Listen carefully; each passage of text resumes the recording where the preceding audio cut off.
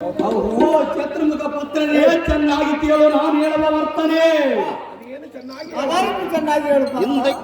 ಹಿಂದಕ್ಕೆ ರೋಗ ಭೀಷಣೆಯನ್ನು ನಮ್ಮ ತಾತ ಮೊಮ್ಮಕ್ಕಳ ಮಮತೆ ಇಲ್ಲದೆಯೇ ನಮಗೆ ನಾನಾ ರೀತಿಯ ಕಷ್ಟಗಳನ್ನು ತಂದು ಒದಗಿಸಿದೆಯಾ?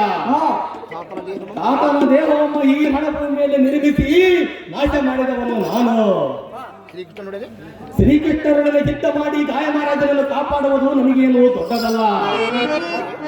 ಅವೋ ನಾರದರೇ, ನನ್ನ ರಥದೊಡೆಯನ ಕಮಲಾಕ್ಷನಿಗೆ ಯುದ್ಧದ ದುರ್ಲಕ್ಷಣವನ್ನು ನಾನೆಂದು ತೋರಿಸಲಿ. ನಾರದ ಜ್ಞಾನಗಳು ವಿದ್ಯೆ ಪುತ್ರನಾದ ಕಲಿಪಾರ್ತನೆ.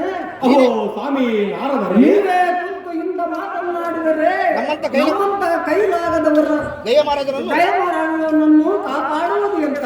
ಇಂದ್ರಂದನ ಅಹೋ ಪಾರ್ಥ ಪಾರ್ಥ ಪಾಂಡವ ಪುತ್ರನಾದ ನಡು ಪಾಂಡವ ಪುತ್ರನೆಂದರೆ ನಡು ಪಾಂಡವನೆಂದರೆ ನಡು ಪಾಂಡವನೆಂದರೆ ಶರಣೆಂದು ಬಂದವರನ್ನು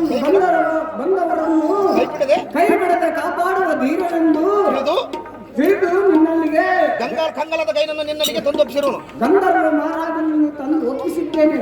ನಿನ್ನಿಂದ ಆದರೆ ಕಾಪಾಡು, ಇಲ್ಲವಾದರೆ ಬ್ರಹ್ಮನ ಬರೆದ ಲಿಖಿತಕ್ಕೆ ದಾರ ಮಾಡುವುದೇನಿದೆ. ಸಮರ್ಥ ತಿಳಿದುಕೊಳ್ಳೋ ಇದರ ಸಮರ್ಥ. ಎಂಥ ವಿಪತ್ತಿಗೆ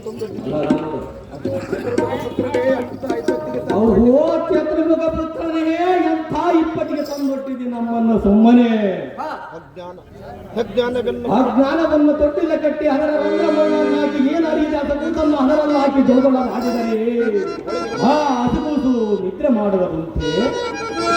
ಹಸುಗೂಸು ತಾಗಿದ ರಾಜಮುಳ್ಳ ಹೇಳುವುದಂತೆಯೇ ಹಸುಕಾಸಿಗೆ ಬಾಯಿ ಇರುವುದಂತೆ. ಈಗ ನೀವು ಎಸಗಿದ ಕೃತ್ಯವು ಹಾಗೆಯೇ ಇರುವುದು. ಅಯ್ಯ ಮಿಂಚಿ ಹೋದ ಮಾತಿಗೆ ಎಷ್ಟು ಎಸೆದರೂ ಫಲವಿಲ್ಲ. ನಾರದ ತಂದೊಟ್ಟಿದಲ್ಲೋ ಇಪ್ಪತ್ತಿಗೆ ಕಂಟಕದ ಎಲವ. ಕಲಿಪಾರ್ಥ ಅಹೋ ಕಲಿಪಾರ್ಥ. ಅಹೋ ಸ್ವಾಮಿ ನಾರದರೇ, ಜನಾರ್ದನ ಮಿತ್ರನಾದ ಕಲಿಪಾರ್ಥನೇ. ಅಹೋ ಪದ ಅಹೋ ಕಲಿಪಾರ್ಥ.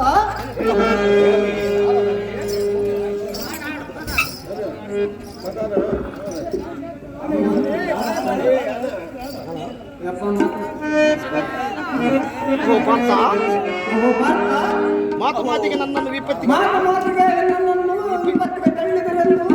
ಮಾತನಾಡಬೇಡ.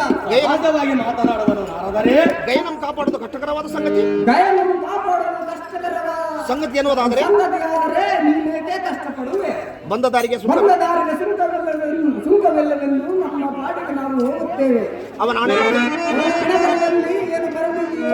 ಏನು ಬರದಿದೆಯೋ ಅದನ್ನು ಅವರವರ ಕರ್ಮಾನುಸಾರವಾಗಿ ಲಿಖಿತಕ್ಕೆ ದಾರು ಮಾಡುವುದೇನಿದೆ. ಪಾರ್ಥ ಹೀಗೆ ಬಂದಿದ್ದೆ. ಓ ಸ್ವಾಮಿ ನಾರದರೇ, ಓ ಸ್ವಾಮಿ ನಾರದರೇ, ಶರಣೆಂದು ಬಂದವರನ್ನು ಕಾಪಾಡುವುದು ಈ ಕಲಿಪಾರ್ಥನಿಗೆ ಸರಿದಾರಿಯಾಗಿ ಬಿಟ್ಟಿದೆ. ಆದಿತ್ತು ಹಾಗೆ ಹೋಗಿತ್ತು. ಇನ್ನ ಮೇಲೆ ಚಿಂತಿಸಿದರೂ ಫಲವಿಲ್ಲ.